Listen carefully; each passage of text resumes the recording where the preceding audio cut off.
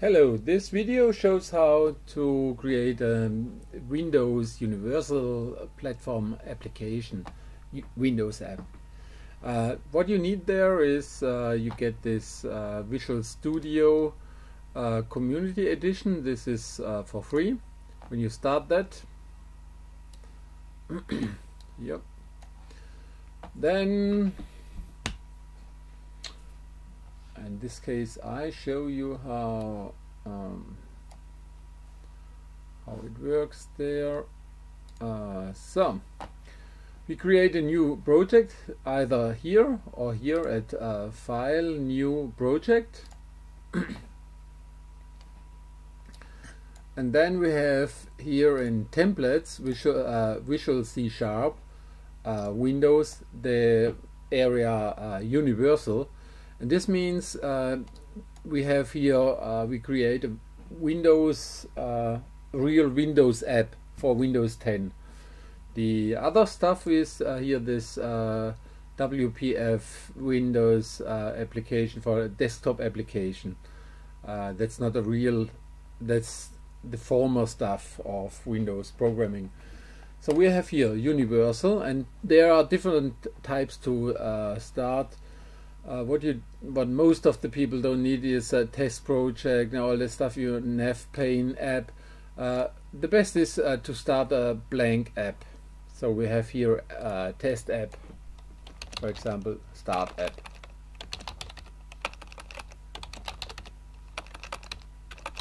Start app 01. What else? And the location is always by default in Visual Studio in the Documents folder, Visual Studio 2015. And you may also change that to, in my case I have it on my desktop. I have a folder there, Universal Platforms, and here sits, take this folder, and there will be created this subfolder there. Subfolder in Universal Platform App folder, then Start App 01. Okay, now we start there.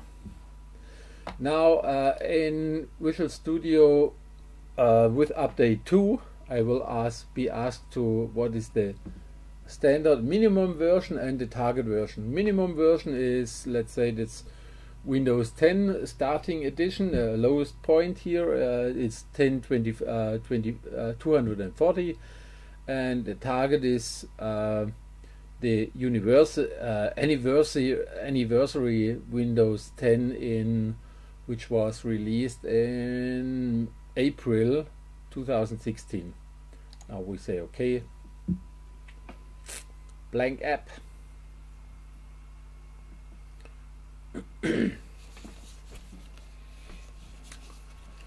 So now there comes up a bunch of stuff.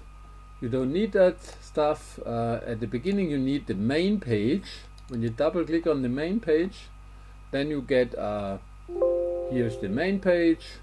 Designer permission, yes, okay.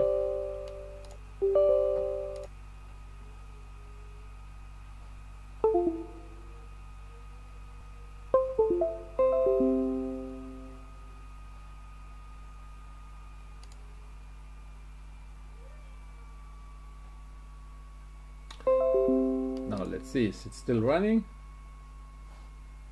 Yes, it's running. Okay, something changed there. That's on my first run, but why not? Here's my app again. So like this. Start this one again. So now here I am again. Now here you have the designer page, and on the other side is my, is this still running? Yeah, it's running. The designer page where you may see what you're doing, and that's the XAML code. And what I do now, normally you need in the toolbox a button.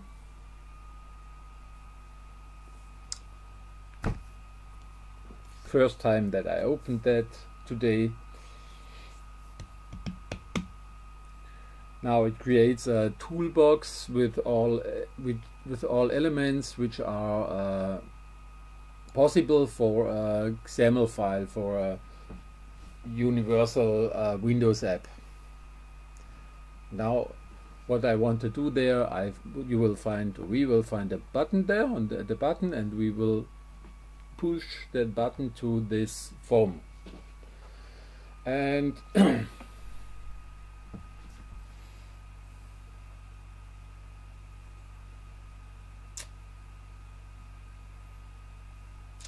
this is because I have the Teleri controls also on my XAML block, so these are user custom controls. So we have here a button like this one, and and at the beginning the project starts in for Windows Phone applications, but I think in my case usually I'm developing for desktop applications.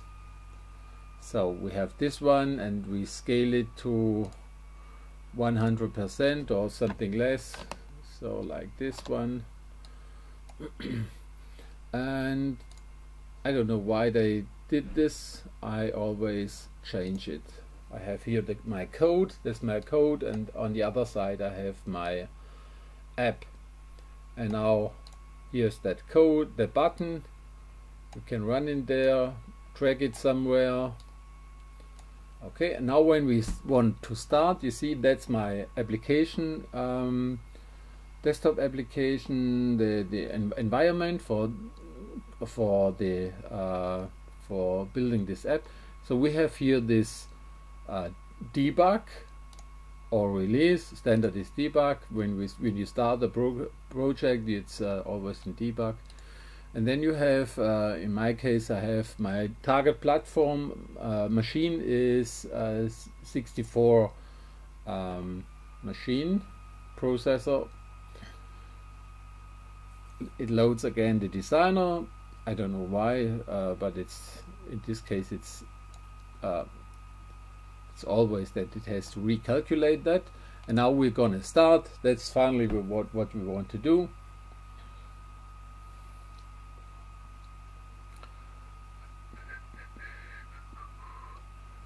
Now you saw there was something running there, and that's the start app. Now this is the big starting block, and you will find the same stuff somewhere here. When we watch there, the app was called Start App. When we have here Start App,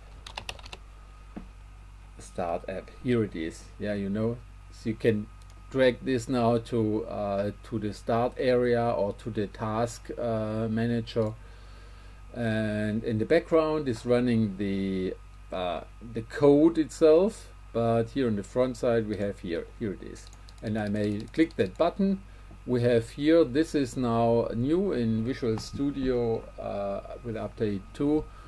You may see the elements there. That's the XAML tree. There's a text block, there's a button, and inside the button is a text block. There's a grid where everything is arranged, a presenter, blah blah blah blah blah blah. You don't need that. In the beginning you don't need that. So we are here again, and you may start it by the Windows area, and you may stop it here with this close button, and then the machine stops here. So this was a short intro. Let's see. Now it's always important to make a code in there. So when you click on the button, then you always want to click on want to have an event. What happens when you click there? So how do we get this one? Either we go in this, as soon as we click in there, the code will jump here on the button element, and now you may go in there. That's one way. You type click, for example. That's a click event, is the event for the button, and then equals, and then happens add a new event handler. That's one way how you can do it. or you can click on there, and then with the Alt Enter key you will get the properties. And in Windows applications you always have this flash icon. When you click on there you will see all events which you can create. The entry field is always empty, but when you click in there and make a double click, then the button click event will be created, and you see it in the background. There's the button click, and now you may say message box. Okay, but it's not, that's part of the further code, because that's it's not too difficult, but we take it in the next session. So as soon as we start again, local machine,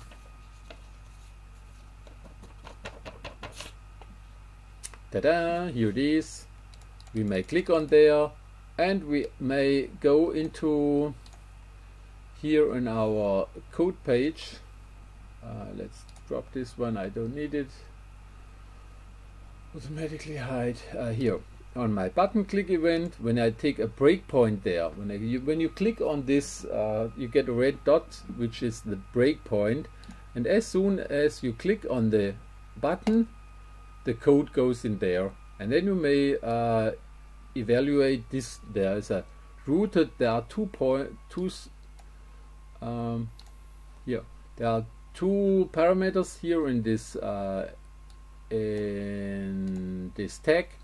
It's sender, and E is for routed event arcs. And as soon as you move over there, you will see there's E, and you can open that. It's this is written for the sender is the button, SAML controls button, and E is what is the event itself. Like for if this depends on the event which you're creating. Okay.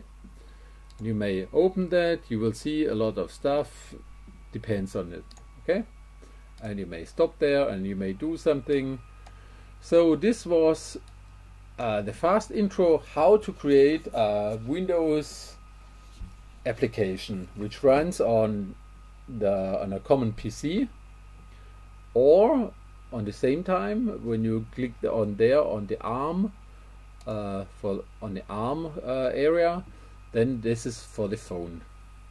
I hope I could help you, and if you like it, please subscribe.